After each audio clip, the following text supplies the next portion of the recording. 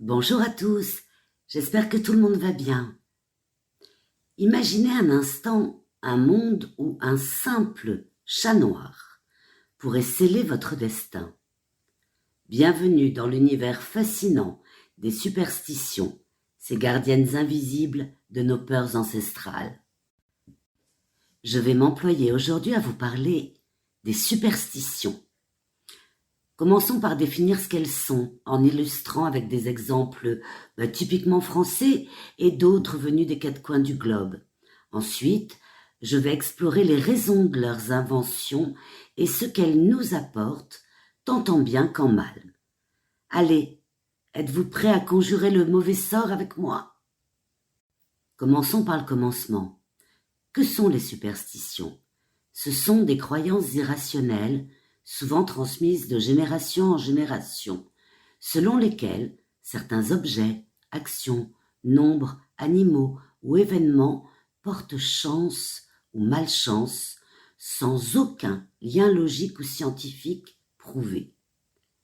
Elles naissent de traditions anciennes, influencées par la religion, le paganisme ou de simples coïncidences, souvent mal interprétées.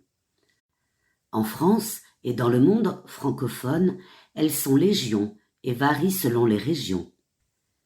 Parmi les exemples français les plus répandus, citons ceux qui annoncent la malchance. Passer sous une échelle, ouvrir un parapluie à l'intérieur, croiser un chat noir, casser un miroir, ce qui promet 7 ans de malheur, poser le pain à l'envers sur la table, ou encore le chiffre 13, surtout le vendredi 13. Il ne faut pas non plus se marier ou déménager un vendredi, voir une seule pie sans lui dire « bonjour madame » ou renverser du sel sans en jeter une pincée par-dessus l'épaule gauche.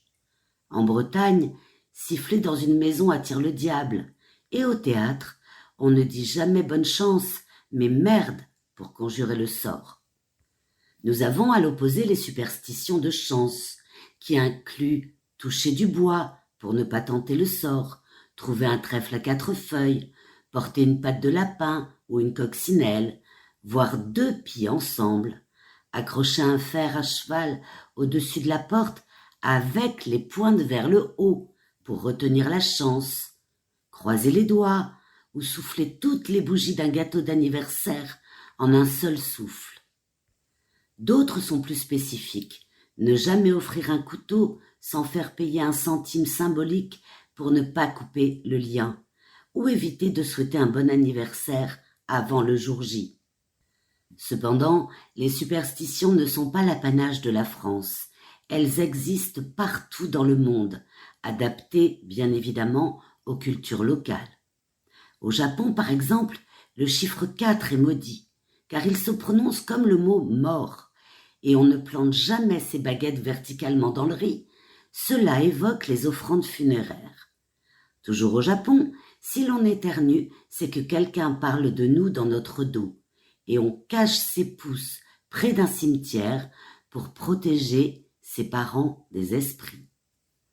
En Chine, le 4 aussi est tabou, tandis que le 8, lui, porte chance. En Chine toujours, offrir une horloge est interdit, car cela sonne comme enterrement, et couper ses ongles la nuit attire les fantômes. En Corée du Sud, écrire un nom en rouge est réservé aux morts. Siffler la nuit fait fuir la chance, et dormir avec un ventilateur dans une pièce fermée est synonyme de mort certaine. En Inde, voir un éléphant ou un paon le matin augure d'une belle journée, tandis que les corbeaux près de la maison annoncent un invité. On évite de couper les cheveux et les ongles un mardi ou un samedi, et renverser du lait en cuisinant est un très mauvais présage. Partons en Russie, où serrer la main par-dessus un seuil porte malheur, s'asseoir à l'angle d'une table condamne au célibat, et si l'on repart après être sorti, on se regarde dans le miroir pour annuler le sort. Offrir un portefeuille vide est proscrit, il faut y glisser une pièce. Au Brésil, poser son sac par terre fait fuir l'argent, et porter ses sous-vêtements à l'envers le 31 décembre Eh bien, figurez-vous que ça attire l'amour. Le vendredi 13 y est un jour de chance, contrairement à chez nous. En Turquie et dans le monde arabe, l'œil bleu protège du mauvais œil. Et si la main droite gratte, de l'argent arrive. Par contre, si c'est la gauche, il part. Aux États-Unis et en Angleterre, on touche du bois comme nous, et trouver une pièce face, visible, porte chance. En Italie, le 17 est maudit, car en chiffres romains, c'est l'anagramme de « j'ai vécu », signifiant la mort. On touche du fer au lieu du bois, et le violet est au théâtre complètement tabou. En Afrique, balayer les pieds de quelqu'un empêche le mariage. Les hiboux annoncent la sorcellerie ou la mort, et les jumeaux sont un signe puissant, parfois craint et parfois célébré. Maintenant, posons-nous la question, pourquoi avoir inventé les superstitions ? Elles n'ont pas été créées délibérément comme une invention technique, mais émergent d'une évolution humaine. Nos ancêtres, face à l'inexplicable, comme les maladies, les catastrophes naturelles, les mauvais hasards, cherchaient des explications.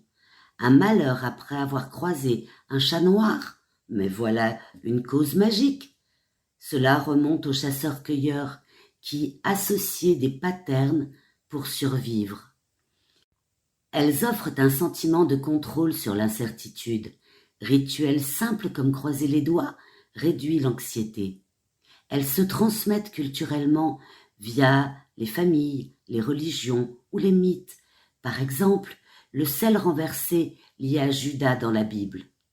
Notre cerveau, câblé pour détecter des liens même inexistants, favorise cela.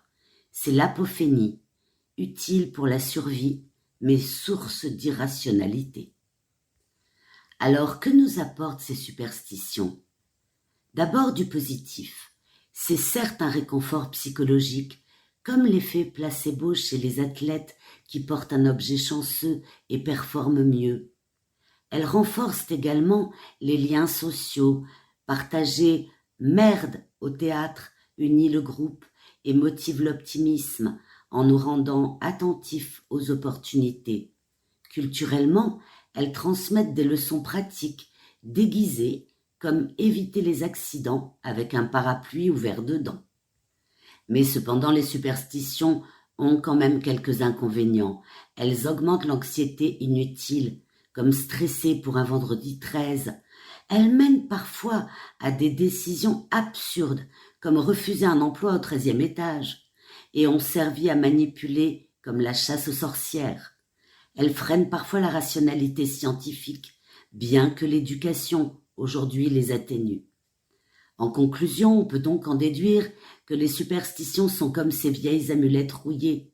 Elles nous protègent de l'inconnu, mais il est temps de les ranger au grenier pour embrasser la lumière de la raison. Voilà mes amis, j'espère que le sujet vous a intéressé. Merci de liker, partager, commenter et vous abonner à la chaîne si ce n'est déjà fait. Allez, avec toutes ces superstitions et nos croyances parfois bien ancrées, une seule devise reste, soyez sages, mais pas trop.